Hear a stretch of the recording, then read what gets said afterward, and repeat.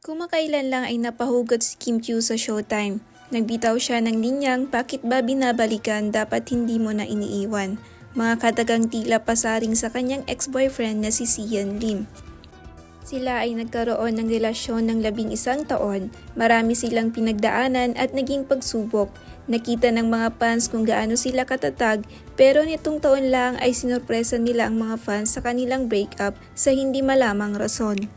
Sa chika ni Jeg sa OGTIA Showbiz Update, nakita daw si Kim na umiyak di umano lately sa isang private event.